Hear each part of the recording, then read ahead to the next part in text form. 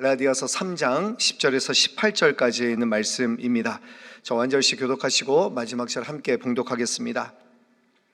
무릇 율법 행위에 속한 자들은 저주 아래에 있나니 기록된 바 누구든지 율법책에 기록된 대로 모든 일을 항상 행하지 아니하는 자는 저주 아래에 있는 자라 하였습니다.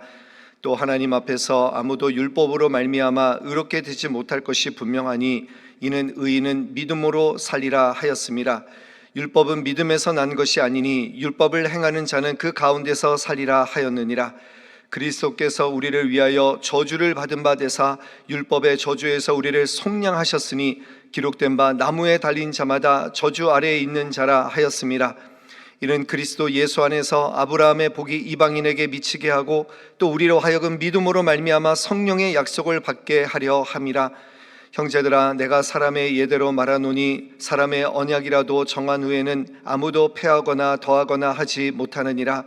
이 약속들은 아브라함과 그 자손에게 말씀하신 것인데 여럿을 가리켜 그 자손들이라 하지 아니하시고 오직 한 사람을 가리켜 내 자손이라 하셨으니 곧 그리스도라. 내가 이것을 말하노니 하나님께서 미리 정하신 언약을 430년 후에 생긴 율법이 폐기하지 못하고 그 약속을 헛되게 하지 못하리라. 함께 읽습니다. 만일 그 유업이 율법에서 난 것이면 약속에서 난 것이 아니니라. 그러나 하나님이 약속으로 말미암아 아브라함에게 주신 것이라. 아멘. 이 갈라디아서를 우리가 읽어보면 상당히 이 사도 바울의 그 억양이 격양되어 있다라는 느낌을 받게 됩니다. 여러분, 보통 우리가 이 서신서들을 읽어보면 사도 바울이 서신서에서 평강의 인사를 전하고 은혜의 인사를 전하는데 이 갈라디아서를 시작할 때 도입부부터 감사를 하지 않고 저주를 넣었습니다. 1장 1절에 보면 다른 복음을 전하는 자는 저주를 받을 것이니라. 어제 여러분 3장 1절에서도 어떻게 시작합니까? 어리석도다. 왜 이렇게 사도 바울이 격앙되어서 이렇게 갈라디아서를 쓰고 있는 것일까요? 여러분, 갈라디아서는 특정 교회가 아니라 이 갈라디아 지방에 보낸 편지라는 것을 알고 계시죠? 이 갈라디아 지역은 사도 바울이 1차 전도 여행을 했을 때 집중적으로 복음을 전했던 곳입니다. 여러분, 사도 바울이 무슨 복음을 전했을까요? 갈라디아서 2장 20절에 보면 내가 그리스도와 함께 십자가에 못 박혔나니 이 십자가의 복음을 전하였습니다. 여러분, 십자가는 사형틀입니다. 수치의 상징입니다. 근데 그 십자가 복음을 받아들였다라는 것이 엄청난 은혜 아니겠습니까? 그런데 사도 바울이 떠난 후에 거짓 교사들이 나타나서 이들의 그 신앙을 흔들게 됩니다. 바로 유대교적인 그리스도인들인데요. 여러분, 이들이 가르침에 무슨 강조를 하고 있습니까? 그리스도인이 되려면 믿는 것으로 충분하지 않고 모세의 율법을 지켜야 된다. 그들에게 이 모세의 율법을 이렇게 가중시켰다라는 것입니다. 이 상황이 사도행전 15장 1절에 나오는데 사도행전 15장 1절에 보면 너희가 모세의 법대로 할례를 받지 아니하면 구원을 받지 못하리라. 여러분, 그래서 이 할례 받아야 되는 문제 때문에 예루살렘 종교회의가 소집이 되는 것 아니겠습니까? 이거 상당히 심각한 문제입니다. 그래서 사도 바울은 이 주장에 대해서 격앙하고 있는 거예요. 오늘 우리 말씀 읽었던 이 10절 말씀 한번 볼까요? 여러분, 10절 뭐라고 시작합니까? 무릇 율법 행위에 속한 자들은 저주 아래에 있나니 기록된 바 누구든지 율법책에 기록된 대로 모든 일을 항상 하지 아니하는 자는 저주 아래에 있는 자라 하였습니다. 율법 행위에 속한 자들이 다 저주 아래에 있다라고 지금 강하게 사도 바울이 그렇게 이야기하고 있는 것입니다. 여러분, 이 10절 말씀에 보면 온갖이라는 말과 항상이라는 말이 나옵니다. 이 말은 무슨 말입니까? 우리가 율법으로 의롭다 함을 받으려면 온갖 일을 항상 해야 된다는 거예요. 여러분, 이것은 무슨 말씀입니까? 모든 것을 지켜야 된다는 것이 가능하지 않다라는 거예요. 근데 유대인들은 지금 무슨 착각을 하고 있는 것입니까? 하나님께서 율법으로 이 법체계로 주셨다는 것은 우리가 지킬 수 있다라고 생각을 한 것입니다.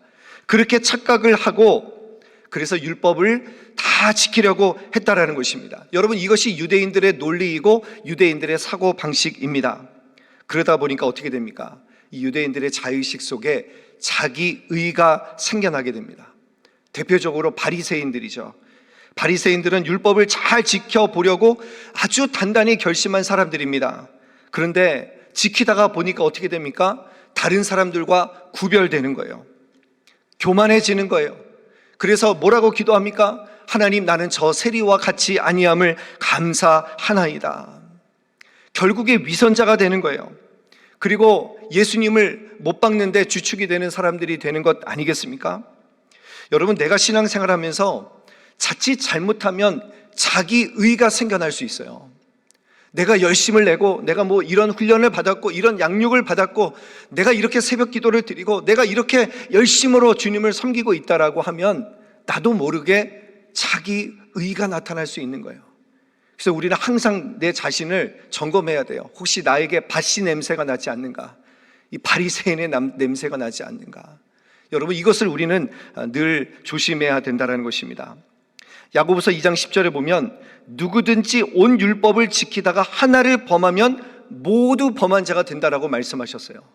여러분, 양동이에 물을 담는데 작은 구멍이 하나라도 생기면 그 양동이에 물을 담을 수 없는 것과 같이 우리가 율법을 하나라도 어기면 우리는 율법 전체를 어긴 것이 된다는 것이 바로 하나님의 말씀이라는 거예요. 이것은 무슨 말씀입니까? 우리는 율법으로는 구원받을 수 없다라는 것을 분명히 말씀하고 있는 거예요. 여러분, 하나님께서 만일 100번 율법을 지켜야지 구원받는다라고 커트라인을 정하셨다라고 생각을 해봐요. 그러면 여러분 99번, 98번 율법을 지킨 사람들은 어떻게 되겠습니까? 얼마나 불합리합니까? 얼마나 아쉽겠습니까? 그러니까 이 율법의 기준으로 구원을 하신다라는 것은요, 이것은 불합리한 일이라는 거예요. 그래서 하나님께서 분명히 말씀하셨습니다. 로마서 3장 9절에 보면 하나님의 기준에서 의인은 없나니 하나도 없으며, 하나님이 보실 때 우리는 의인은 찾아볼 수가 없다라는 거예요. 그래서 여러분, 사도 바울이 뭐라고 말씀합니까? 11절 우리 같이 한번 읽어보겠습니다. 11절 시작. 또 하나님 앞에서 아무도 율법으로 말미암아 의롭게 되지 못할 것이 분명하니 이는 의인은 믿음으로 살리라 하였습니다. 아멘. 여러분, 사도 바울은 강하게 지금 우리에게 말하고 있습니다. 뭐라고 말씀합니까? 율법의 기준으로는 다 저주 아래에 있는 것이기 때문에 구원받을 수가 없고 의인은 믿음으로 살리라. 믿음으로 산다라는 것을 분명하게 강조하고 있는 것입니다. 자, 그러면 여러분, 믿음으로 구원받는 것이 어떻게 가능해진 것인가? 이 사도 바울이 이어서 이제 설명하고 있는데요. 우리 13절 말씀 같이 한번 읽어보겠습니다. 13절 시작. 그리스도께서 우리를 위하여 저주를 받은 바 되사 율법의 저주에서 우리를 속량하셨으니 기록된 바 나무에 달린 자마다 저주 아래에 있는 자라 하였습니다. 아멘. 이 신명기 말씀을 인용한 구절인데요. 여러분, 그리스도께서 우리를 위해서 주신 해결책이 무엇입니까? 우리를 당장 도덕적으로 흠이 없게 만들어 주신 거예요? 우리에게 무슨 욕심을 다 제하여 주신 것입니까? 아닙니다. 우리가 받아야 될 그 죄를, 그 우리의 저주를 그리스도께서 대신 져 주심으로 그 문제를 해결해 주셨다는 것입니다. 우리를 위하여 라는 말은요, 우리를 대표해서, 우리를 대신해서 라는 뜻을 가지고 있는 말입니다. 그러니까 우리의 몫은 뭐예요? 저주를 받아야 돼요. 죄 때문에 우리는 저주를 받아야 되는데 우리를 대신해서 그 저주를 예수님이 가져가시고 예수님의 몫인 복을 우리에게 허락하여 주셨다는 거예요. 여러분, 이것이 얼마나 큰 은혜입니까? 이것이 예수님의 방식이라는 거예요. 저는 이 말씀을 묵상하면서 예수님을 한번 생각해 봤어요. 십자가를 지시는 예수님, 여러분, 도살장에 끌려가는 양처럼 아무 말 하지 아니하고 그냥 묵묵히 십자가를 지신 예수님의 모습을 생각해 보았습니다. 지난주 담임 목사님께서 설교 중에 이런 얘기를 하셨어요. 우리에게 두 가지 선택지가 있는데 하나는 비통함이고 하나는 온유함이라고 말씀을 주셨습니다. 여러분, 비통함은 무엇입니까? 우리가 당한 만큼 갚아주지 못했을 때 한마디라도 더 되돌려줬어야 되는데, 여러분, 그런 생각이 들지 않습니까? 그런 분한 마음, 그런 비통한 마음이 우리에게 들 수 있다는 거예요. 그런데 예수님을 생각해 보니까 그런 생각이 들었어요. 아니, 예수님은 그렇게 죄가 없으신데도 그 저주를 그냥 다 받으셨는데, 우리를 위해서. 근데 나는 그 하나 참지 못하고 내가 무엇이 그렇게 옳다고 내 의에 가득 차서 그렇게 내가 분해하고 억울해하고 섭섭해하고 있는가? 그 예수님의 마음을 다시 한번 새겨볼 수 있는 시간이 되었습니다.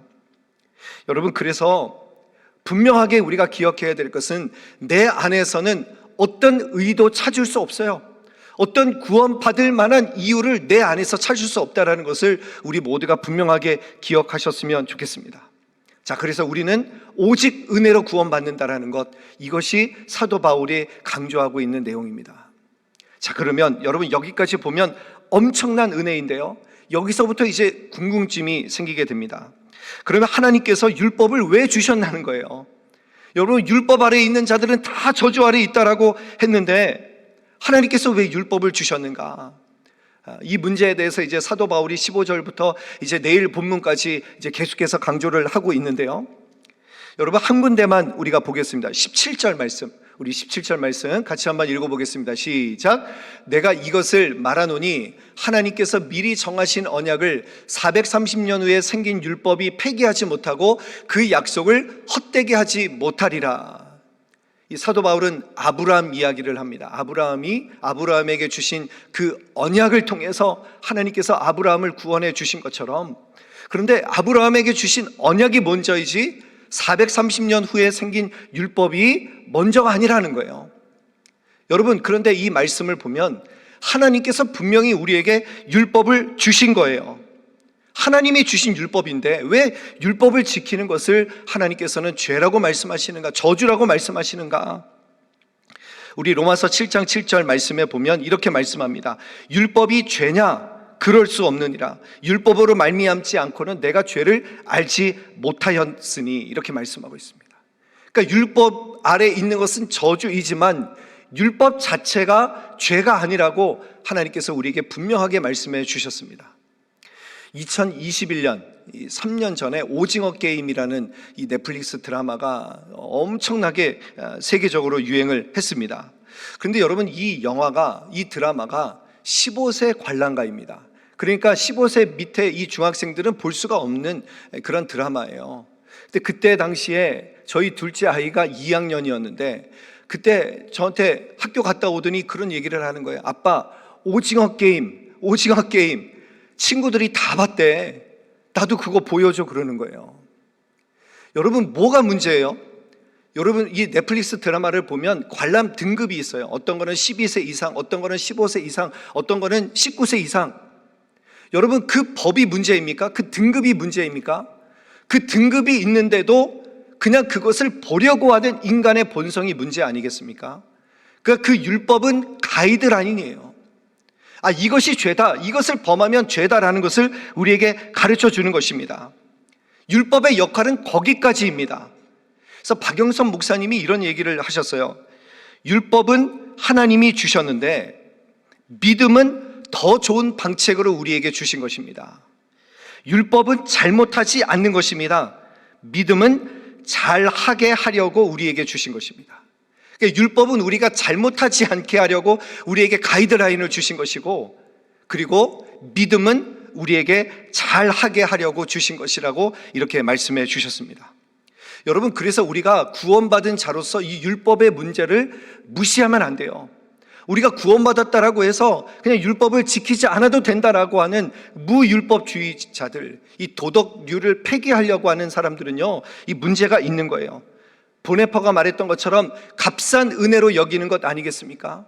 여러분, 예수님께서 나를 위해서 그 저주를 다 당하신 것이 어떻게 그것이 값싼 은혜가 될 수 있겠습니까? 그래서 하나님의 율법을 지키는 사람들을 율법주의자로 몰아가고 그냥 구원받았다고 마음대로 살아가려고 하는 사람들은요, 바리새인들처럼 똑같은 결론에 이르게 됩니다. 여러분, 제가 아까 바리새인들은 결과적으로 위선자들이라고 말씀을 드렸죠. 하나님에게서 멀어졌습니다. 율법을 지키려다가 오히려 자기 의에 빠져서 하나님에게서 멀어진 자들이죠. 근데 율법을 무시하는 사람들도 똑같습니다. 값싼 은혜로 여기고 하나님의 법에 관심이 없이 그냥 내 욕심대로 살아가는 사람들, 이들도 그 결과는 결론적으로 하나님에게서 멀어질 수밖에 없는 거예요. 위선자가 되는 거예요. 율법을 지키려고 하는 사람들도 위선자가 되고, 율법을 아예 무시하는 사람들도 위선자가 된다라는 거예요. 결론은 무엇이겠습니까?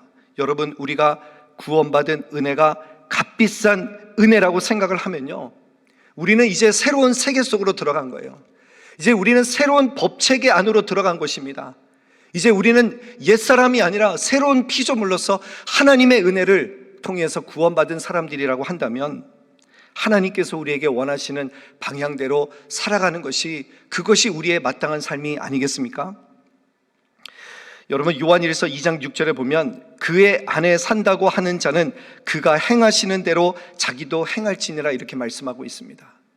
내가 정말 주님의 그 은혜를 받은 자로, 정말 주님과 내가 함께 하는 자로 내가 주님 안에 있다고 하면, 이제 우리 주님께서 원하시는 대로 살아가려고 하는 그 모습이, 그 성화의 삶이 바로 우리 주님께서 원하시는 삶임을 기억하셨으면 좋겠습니다. 오늘 이 말씀을 기억하면서, 여러분, 율법은 우리를 구속하고 속박하는 것이 아니라 우리에게 올바른 방향을 제시하는 고마운 안내자라는 것을 기억하시고, 하나님의 율법을 가까이 하며 정말 주님께서 우리에게 주신 이 구원을 이루어가는 저와 여러분들의 복된 삶이 되시기를 주님의 이름으로 간절히 축원합니다. 아멘. 같이 이 시간 기도하겠습니다.